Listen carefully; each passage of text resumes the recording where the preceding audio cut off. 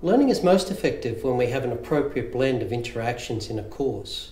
Some of these interactions include information access, which are course and subject expectations, interactive learning, which is learner-to-content interactions. We also have network learning, which is learner-to-learner and learner-to-teacher interactions, and student-generated content, which is the learner as designer. What we're seeing is an opening up of the possibilities as far as communication between staff and students goes. And I think that's really important because at the end of the day, a lot of the problems that actually emerge with students in subjects, in courses, come down to communication. The sort of communication that students want to be part of and want to initiate, and they love chat, and they do chat a whole lot better than most of us do. We need to incorporate those kinds of immediate communicative systems into our teaching. I mean, it's very interesting to see that some young people are quite hesitant about walking up to somebody and actually face-to-face asking a question, which they would have no hesitation in asking via an email or on a chat. And I've seen that come back at us with some of the evaluations from staff and from students, that they really like the opportunities to be able to communicate with their lecturers, and they're not just saying to walk up to them and talk to them. They're talking about these other ways of communicating. With respect to student-student interactions, so it was really nice to see now quite a mix-up between our on-campus and our distance students. So some of the distance students preferred to come to a tutorial at 11 o'clock during the day, so if you're a stay-at-home mum, 6 o'clock in the evening is not a good time for you to attend a tutorial, so 11 o'clock for them. So they were interacting with our on-campus students who also found that time convenient.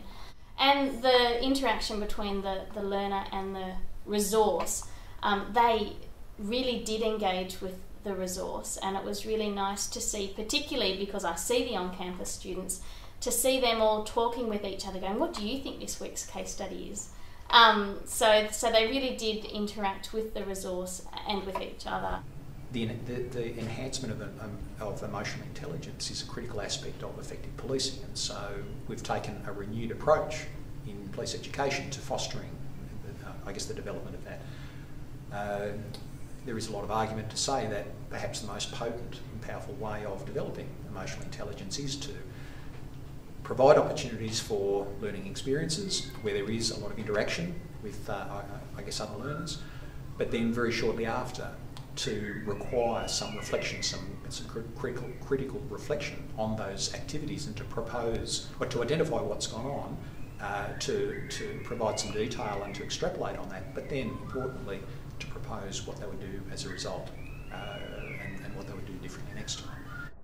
We're surrounded by about 95 different species of birds. I can feel the wind on my face, I can feel the sun on my back.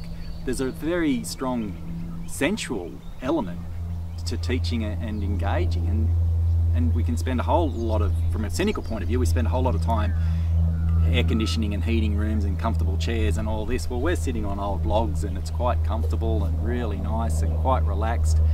And you do have students thinking it. Now, of course, there are specific practical things we've got to do. But when we're talking about bigger concepts about the role of science education, or for one of my fellows, the role of health provision, you know, really getting out.